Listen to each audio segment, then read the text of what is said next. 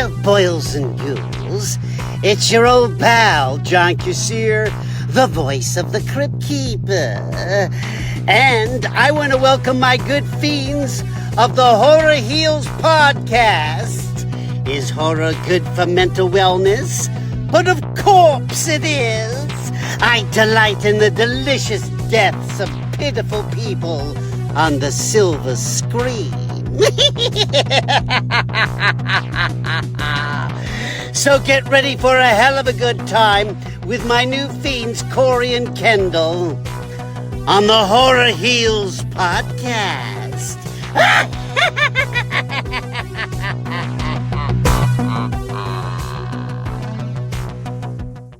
Welcome to Horror Heals, the podcast where we explore the magic, mystery, and meaning behind horror culture. Today, we're honored to welcome someone truly extraordinary, DonnaJean. She's faced challenges that would stop most people in their tracks: diabetes, addiction, cancer, and turn them into fuel for building connections and fostering community. DonnaJean isn't just a regular at the Monster Mania convention. She's the heart and soul of VIP experience, making everyone from first-time attendees to horror icons feel like family. This is a story about resilience, healing, and how the horror community becomes a family when you need it most. DonnaJean, welcome to Horror Heals. Thank you both so much for having me on. I really appreciate it. Absolutely. When we first moved to New England, the first horror convention I attended was Monster Mania. It was one of the infamous ones. It was the one that the It Kids were at, and Pee Wee Herman and Kathleen Turner, and it was like crazy. And somehow a lot of extra people got in that weren't supposed to, but it was such a blast. That's the weekend I met you. I'd never been to a convention like that before because all the other conventions I'd been to were at convention centers. So it's like they've kind of had the same setup. I'd never been to one like that at a hotel where it was just all this activity going on. It was overwhelming. I did VIP, so I got to meet you working the VIP table, and you were so sweet and kind and immediately just made me feel at home. And then I've seen you at every convention. It's always the same. So thank you for making me feel welcome immediately at Monster Mania. It is an honor and a delight. I do volunteer at a number of shows and attend other shows. And Monster Mania has been for a long time my home and family. A lot of that falls into some of the things we'll discuss about Horror Heals.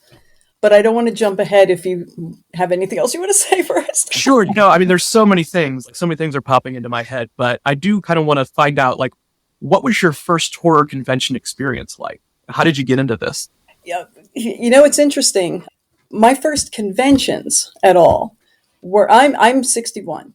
So my first conventions were the original Star Trek conventions.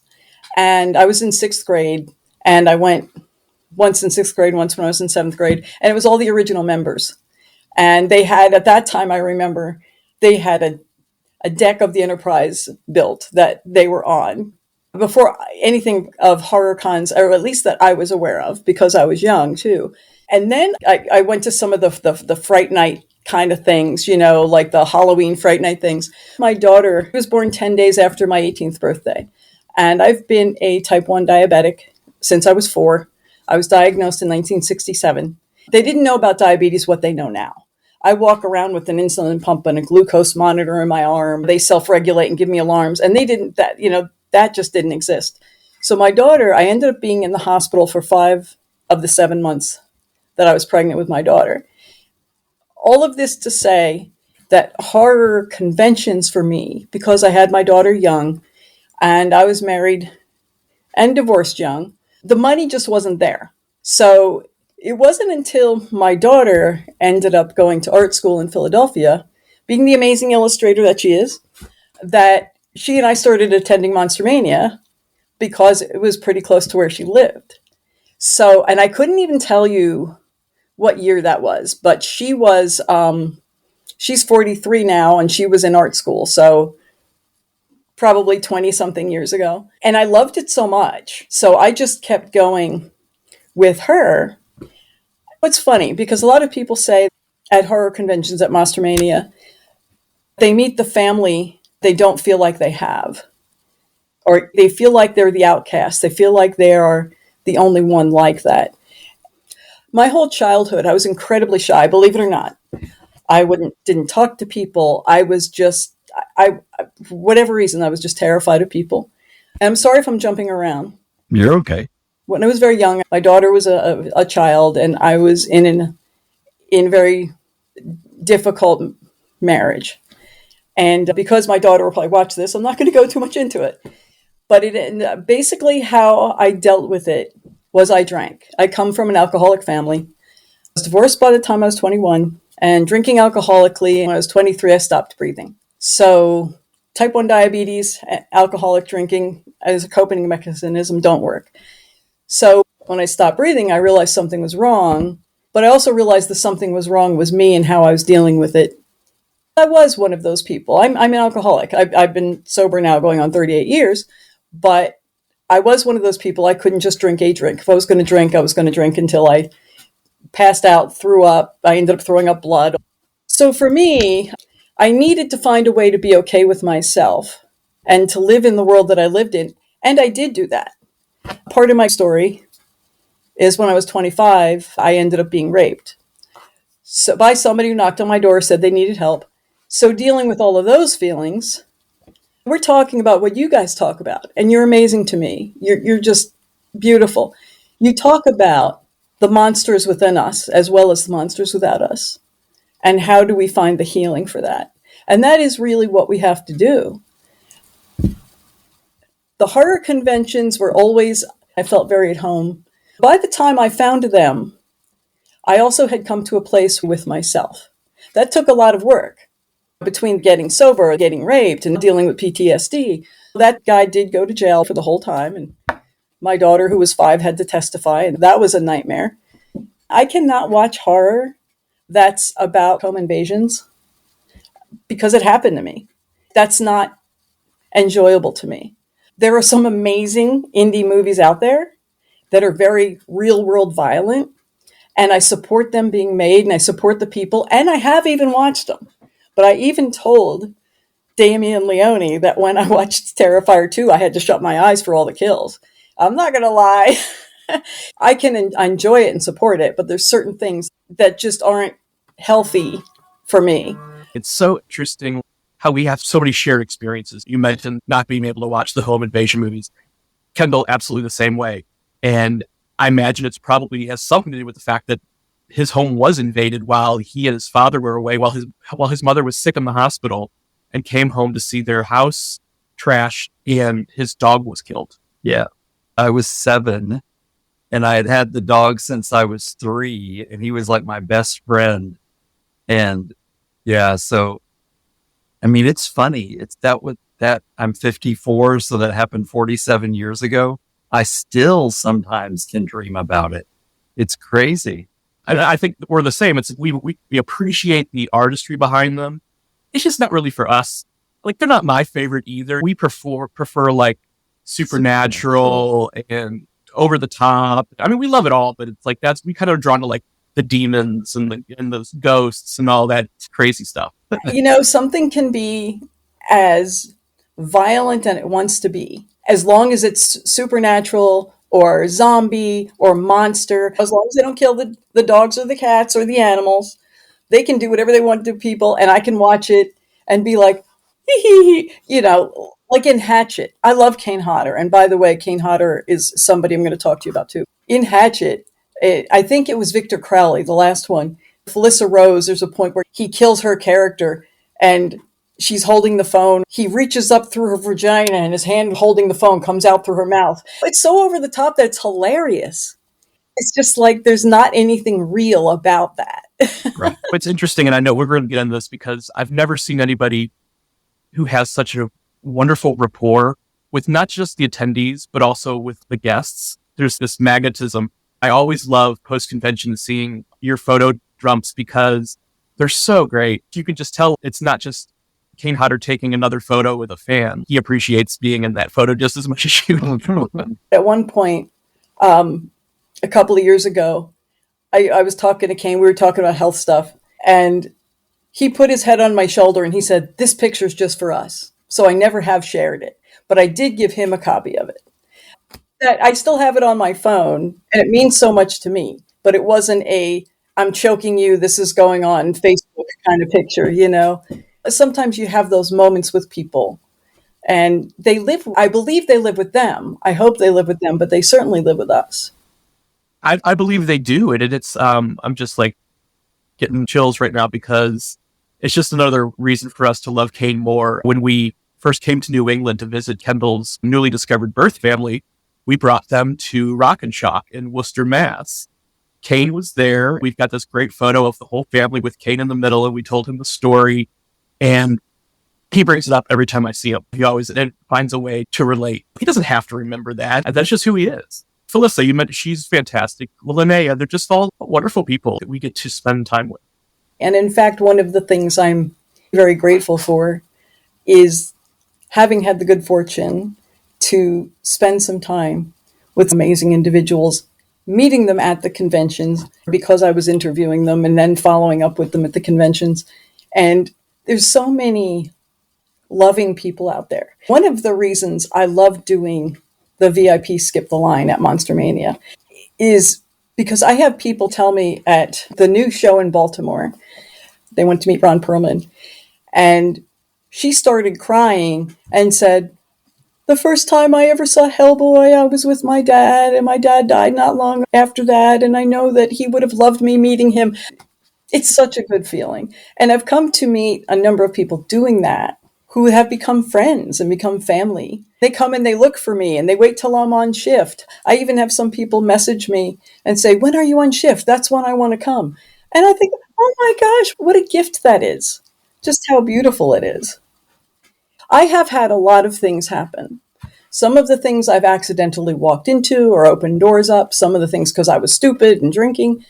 But there were some of the things that just happened, physical health-wise, from the diabetes to the rape, to the alcoholism, to the cancer, to having 3 feet of my colon out. Everything that's happened to me has given me a gift that I can sit across from somebody and say, I understand, and you can be okay. And even if you're not okay, we'll find a way for you to deal with this. I feel like an optimism, not in spite of, but because of all of those things. The gift for me is I can share it. It's what you guys are doing, so thank you. Oh, of course. So how did you go from attendee to part of the team? Okay, that's an easy one. First, I just loved it already. And Dave Hagen and I had already become kind of friends. You know, he remembered me, recognized me, and I always tried to say hello to him when I was an attendant.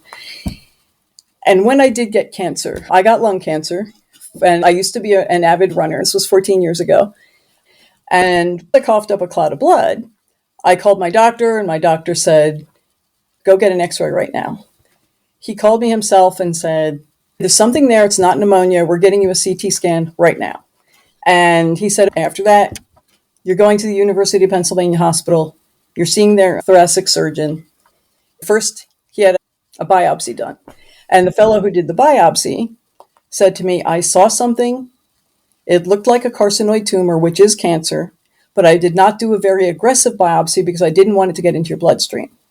So 2 weeks later, I was at the University of Pennsylvania Hospital and sitting with Dr. Kaharchek, who I used to call Dr. K because it took me years to figure out how to pronounce his name. They prepped me and took the lower lobe of my right lung, and with it all of the cancer that was there because it hadn't spread at all. And it was my bronchial tube that was bleeding because the tumor was sitting on my bronchial tube. Of course, I continued to follow up with him. But having shared about this, Dave Hagen just sent me messages and was just saying, you know, just want to check in, just want to see if you're okay. Some years went by. I continued to attend. I started doing interviews with people. I don't remember going into the hospital, but 6 years ago, I went into the hospital. The next thing I know, I woke up, I was in ICU, and I was tied down. I actually woke up around midnight, and I thought I had been kidnapped because my hands had stuff on them. I thought my head was tied down. It turned out it was an IV in my neck. 3 feet of my colon had died. They don't know why. Just was full of holes. They had to do the surgery in 2 days, remove it one day and reconnect it the next day. I don't have a colostomy bag, and everything healed perfectly. Having been in the coma for 8 days, according to my husband, my daughter, and my mom, I just thrashed around screaming for 8 days. I had completely lost the ability to hold anything. and I had to relearn how to walk. My daughter posted on Facebook what had gone on and that I had woken up. And the process of relearning to walk was not, I never got all of the strength back in my one leg, so I'm not a runner anymore. But I'm still here. I can push myself up and still get up. I used to be able to get up without doing that. I had my daughter post on Facebook what was happening because I've always had a lot of people, because I posted about the cats and I posted about horror and I posted about positivity. So my daughter posted about that, and Dave Hagen sent me a message and said, look, I know you're going through this. Throw on your sweats. Just come out and see your family. And it was Hunt Valley. So I had my walker and I went. That was when I ran into Kane. And Kane recognized me and said, what's this? So I explained to him what happened. And he picked up the walker and put it aside and gave me a big hug. And he just said, you've been through diabetes. You've been through cancer. You will get through this. You're not going to give up because of this. At that point, he and I started periodically emailing, but that was when I knew that I was more than an attendee. That was when I started to volunteer. So it's been between 6 and 7 years. And the place has been, really, it's been my family. There are things that happen. People come, people go, but we stay connected. If a family member has to go away and not be able to attend or not be able to volunteer anymore, we still stay in touch with them. We still care about them. We still love them. When I say we, I'm speaking for myself, but I also know the relationship that I have and how supportive so many people have been with me. Being a type 1 diabetic and always working at the VIP table, whenever I'm there, some of the volunteers say, oh, by the way, I have candy if your sugars drop low.